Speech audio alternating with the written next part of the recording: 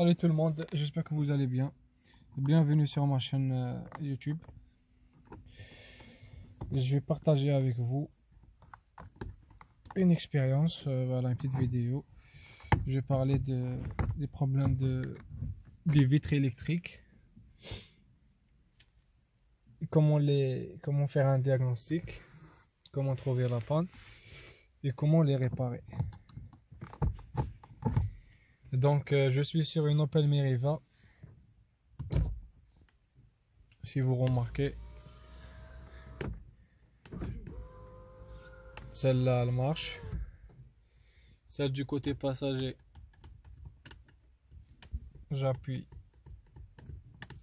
il n'y a rien. Et les vitres de derrière, pareil.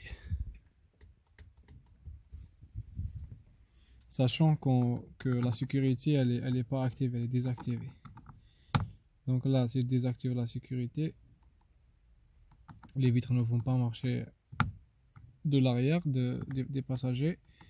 Là, la sécurité elle est désactivée. Je vais essayer avec celui-là. Il marche. Je reviens ici. Si vous voyez, ça marche pas. Mais j'essaie avec le bouton passager, ça fonctionne. Donc je vais démonter le bouton du côté conducteur. Je vais voir ce qui se passe à l'intérieur. Si c'est vraiment le bouton ou il y a autre chose qui cause cette panne.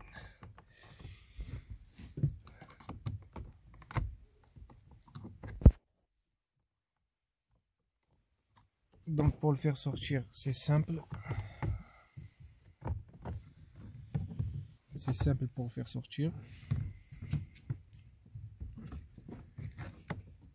Je démonte la prise.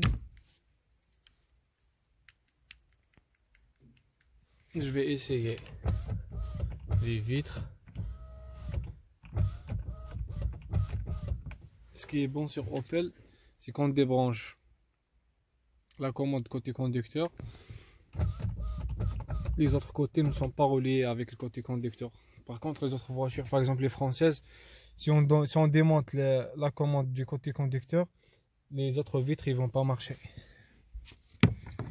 Donc on va regarder ensemble ce qui se passe. Je vais ouvrir le bouton et je vais voir ce qui se passe à l'intérieur.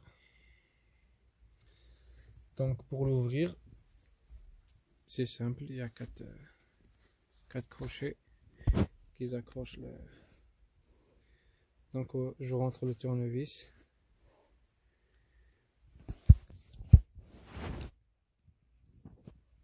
Si vous voyez, je rentre le tournevis ici et j'ouvre.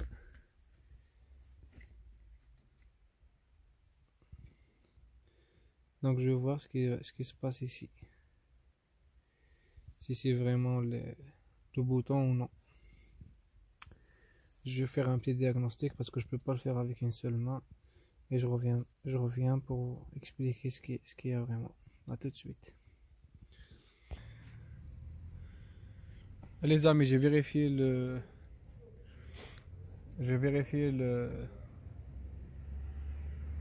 bouton, il a l'air bon. Donc pour bien comprendre ce qui se passe, je vais devoir démonter un panneau de porte. Je vais devoir démonter un panneau de porte d'une Opel Meriva. Voilà. Donc je démonte le panneau de porte et après on verra ce qui se passe au niveau du moteur.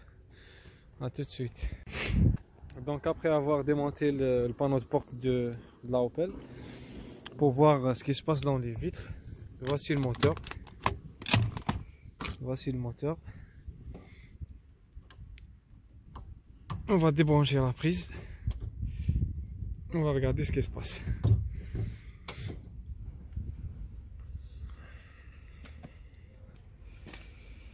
On va regarder ce qui se passe.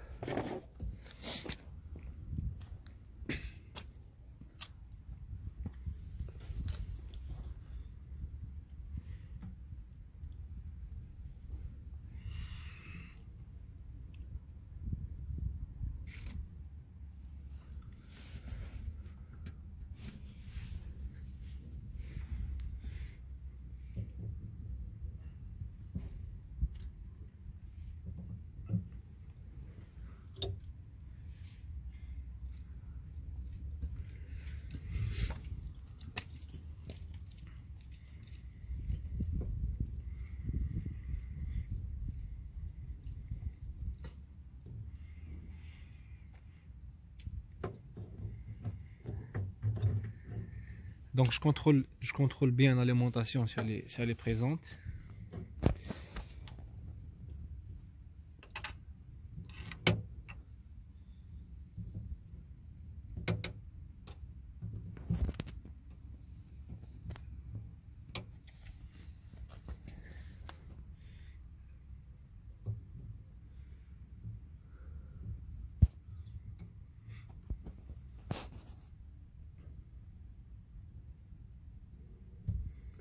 Donc c'est bon.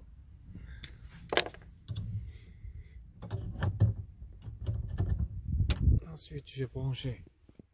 Je vais remettre le bouton pour voir ce qui se passe.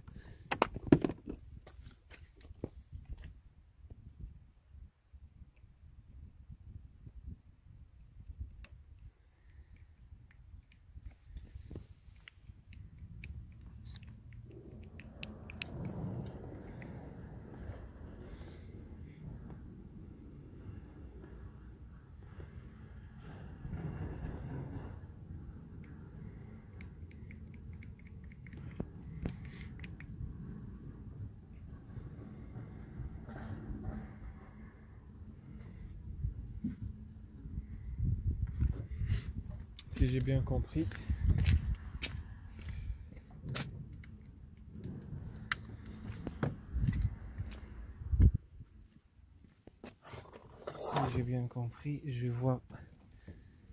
je vais contrôler le faisceau. À mon avis, j'ai un problème de faisceau.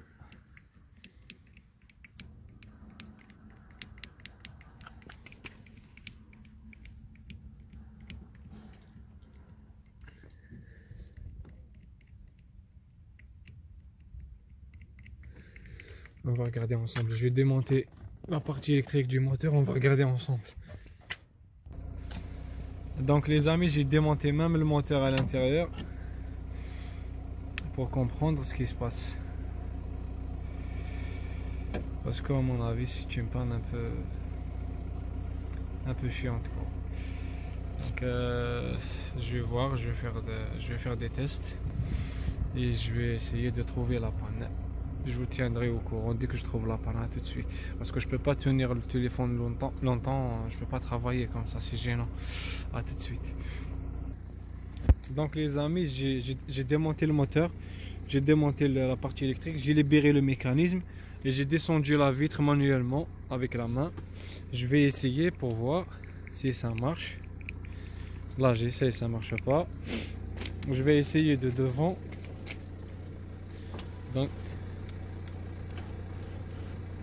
Donc si vous voyez, la vitre elle monte, mais le problème elle descend pas. Donc elle monte mais elle descend pas. Si j'appuie sur le bouton pour la faire descendre, elle descend pas. Si j'appuie sur le bouton ici, il n'y a rien qui se passe. Donc je me suis assuré que c'est pas le moteur, c'est pas la plaque électronique et c'est pas le mécanisme. Donc ma panne elle est entre le faisceau et la commande. Je vais vérifier le faisceau et je vais vérifier la commande pour voir. A tout de suite.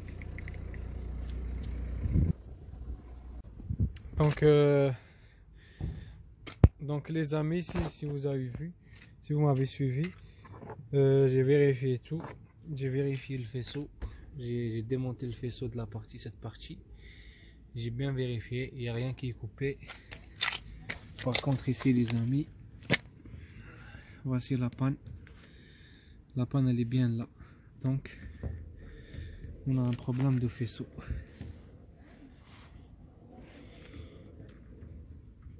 Donc ce que je vais faire, je vais devoir démonter le faisceau et je vais le réparer. Je vais le réparer pour voir. Voilà. Si vous voyez, il y a deux fils qui sont coupés.